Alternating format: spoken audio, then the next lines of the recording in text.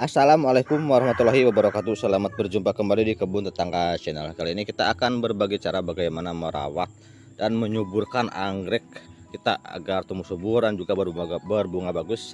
Kenapa kita harus merawatnya dengan baik agar subur tentunya. Jika anggreknya subur, anggreknya bagus, akan berbunga dengan maksimal dan bisa awet tentunya. Ketahanan bunga lebih awet dan juga lebih lama kita bisa menikmati bunganya. Kalau untuk masalah pembungaan jangan khawatir. Anggrek dengan kondisi seperti ini pun bisa berbunga. Jadi jangan khawatir kalau masalah pembungaan. Cuman jika plannya kurang subur, bunga yang dihasilkan kurang bagus dan juga resiko stres pasca berbunga lebih tinggi jika anggreknya kurang subur. Berbeda dengan anggrek yang subur. Untuk yang ini sudah 2 bulan sejak mekar dan sekarang masih bisa kita nikmatin bunganya, dan bunganya cukup lumayan besar.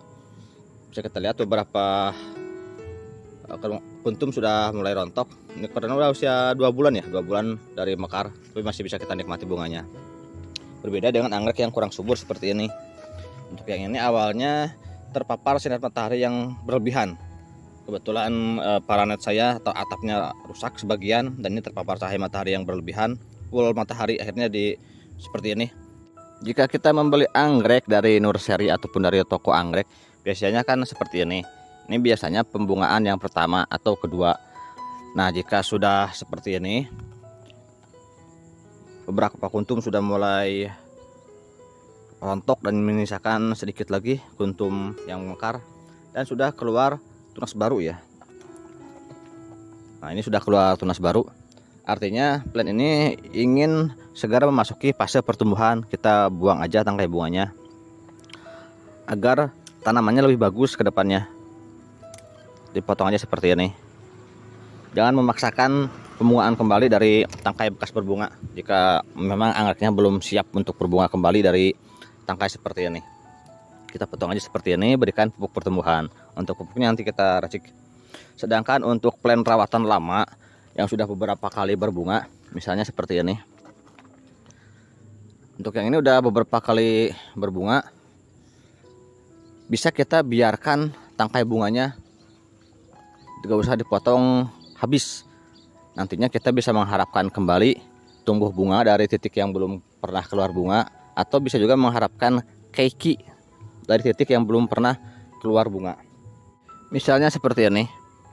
Untuk titik yang ini belum keluar bunga atau tidak berbunga pada saat ini, ada 2 titik di tangkai yang ini.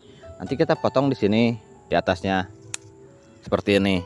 Nanti dari titik ini bisa tumbuh bunga kembali atau bisa juga tumbuh keiki atau anakan tanpa dipotong pun. Jika anggreknya sudah benar-benar tua, kita biarkan sampai benar-benar rontok, itu tidak masalah ya kalau untuk anggrek yang sudah tua rawatan lama. Selain di sini, nanti juga akan tumbuh di bagian bawahnya di tempat lain yang belum pernah keluar bunga. Sedangkan di titik yang sudah pernah berbunga seperti ini, yang sudah rontok bunganya, tidak akan keluar bunga ataupun keiki. Jadi kita bisa mengharapkan bunga kembali atau keiki dari titik yang belum pernah berbunga. Dan jika sudah habis bunganya, tergantung kita inginkan keiki ataukah bunga. Kita treatment dengan sesuai target yang kita inginkan. Jika inginkan keiki, nanti diberi pupuk pertumbuhan. Jika inginkan bunga yang dari sini, kita berikan pupuk untuk pembungaan.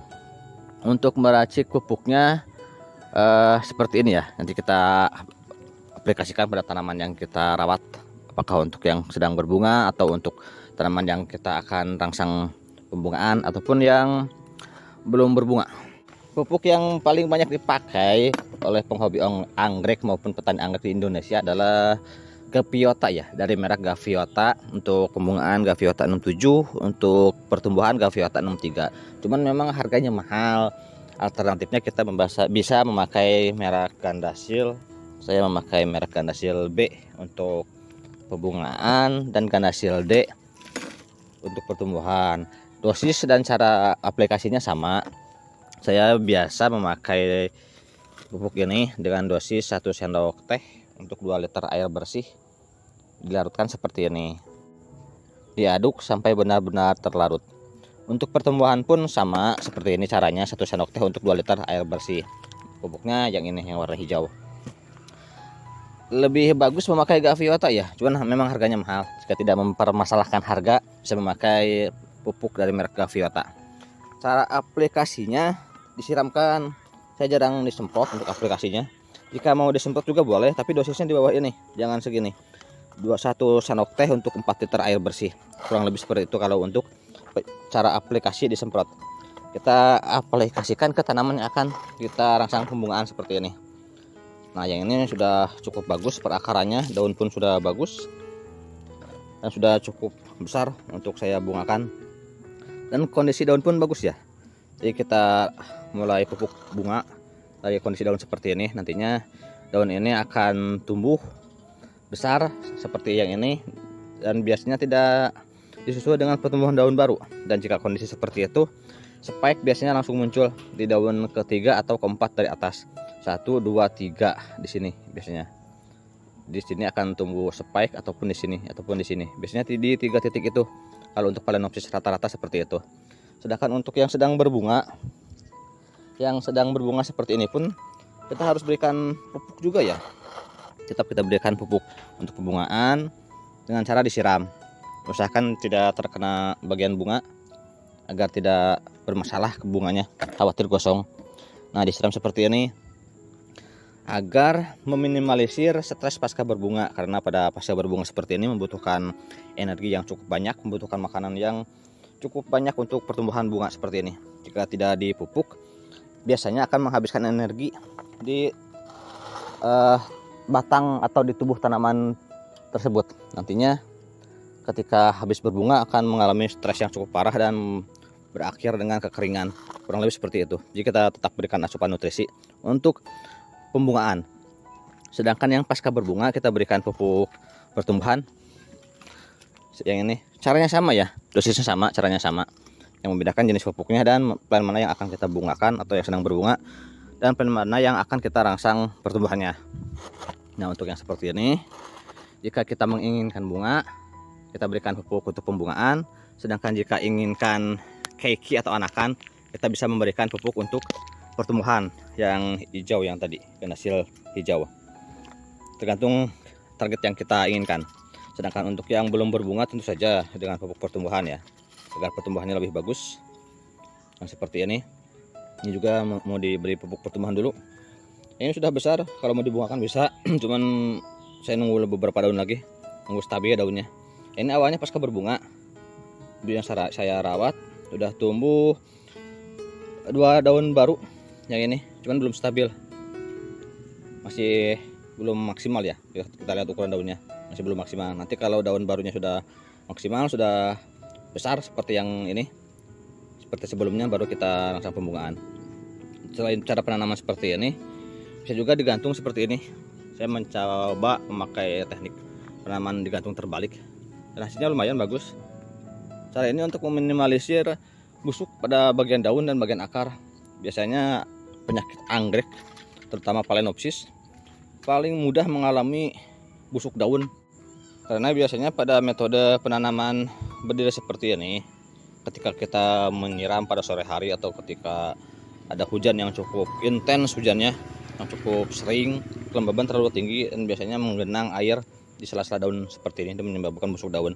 Jika sudah terlihat indikasi busuk daun, segera dipotong. Untuk ini juga awalnya busuk daun ya, pernah busuk daun.